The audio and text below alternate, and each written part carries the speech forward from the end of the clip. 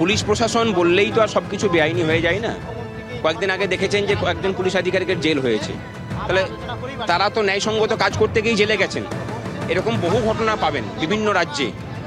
অসুবিধা নেই, তারা যদি কিছু করেন এইটুকু তাদেরকে অ্যাসিওর করছি যে আপনাদেরকেও আদালতে টেনে নিয়ে যাওয়ার কাজটা এই যে আজকে যারা আছেন তারা সম্মিলিতভাবেই করবেন। ক্ষমতা থাকে, যদি বেআইনি কাজই আমরা করে থাকি, ক্ষমতা থাকলে তাদের হাতে যে আইন আছে সে আইন মেনে ব্যবস্থা নিক তারা। মমতা বন্দ্যোপাধ্যায় তো নিজে আজকে নবান্নে নেই, কার কাছে যাবেন, কি দাবি?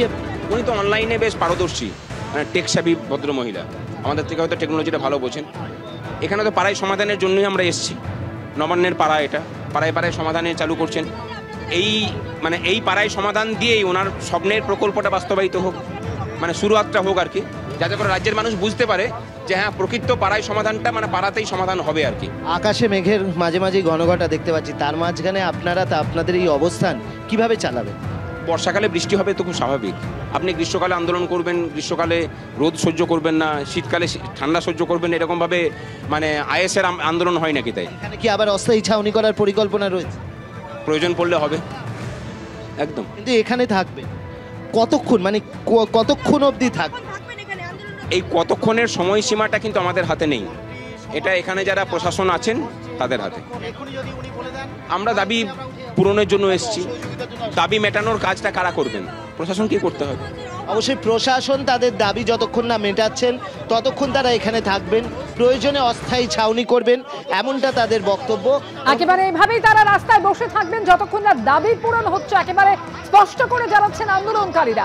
পার্থপ্রতিম ঘোষ এই মুহূর্তে রয়েছেন সরাসরি আমাদের সঙ্গে। পার্থপ্রতিম, কিছুক্ষণ আগেও দেখছিলাম পুলিশের তরফ থেকে মাইকিং করা হচ্ছিল এবং এই মিছিলের কোনো রকম অনুমতি নেই, তাই মিছিলকে নিষিদ্ধ ঘোষণা করা হচ্ছিল। এই মুহূর্তে আমরা দেখতে পাচ্ছি রাস্তায় বসে রয়েছেন আন্দোলনকারীরা, পুলিশের কি বক্তব্য? আন্দোলনকারীরা তারা জানাচ্ছেন যে বিষয়টি যে তারা অনড় রয়েছেন এবং তারা পরিষ্কার জানিয়ে দিলেন যে এই যে আগের রাস্তার কথা পুলিশের তরফ থেকে বলা হচ্ছে সেখানে তারা যাবেন না। তারা যে জায়গায় রয়েছেন, সহকর্মীকে দেখাতে বলো দীপ্তেন্দুকে পিছন থেকে ছবিটা, যেখানে প্রচুর সংখ্যায় পুলিশ মোতায়েন রয়েছে এবং র্যাপের ফোর্স মোতায়েন রয়েছে, ঢাল নিয়ে রয়েছে পুলিশ, এবং সে উল্টো দিকে একেবারে হাতে জাতীয় পতাকা নিয়ে আন্দোলনকারীরা তারা কিন্তু রাস্তার মধ্যে রয়েছেন।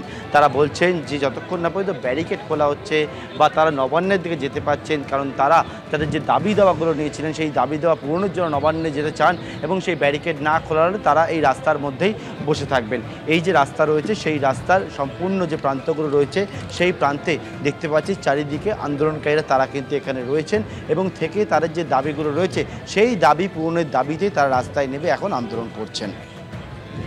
একেবারে ব্যারিকেড সরাতে হবে দাবি আন্দোলনকারীদের। এই মুহূর্তে এই দাবিকে সামনে রেখে তারা আন্দোলন করছেন এবং তারা যেটা বলছেন যে তারা দাবি, নির্দিষ্ট দাবিপত্র রয়েছে তাদের, যেটা তারা নবান্নে গিয়ে তুলে দিতে চান। অন্যদিকে পুলিশের তরফ থেকে একেবারে স্পষ্ট করে দেওয়া হয়েছে যে মিছিলের কোনো রকম অনুমতি নেই এবং কোনোভাবেই মিছিল আর এগোতে দেওয়া হবে না।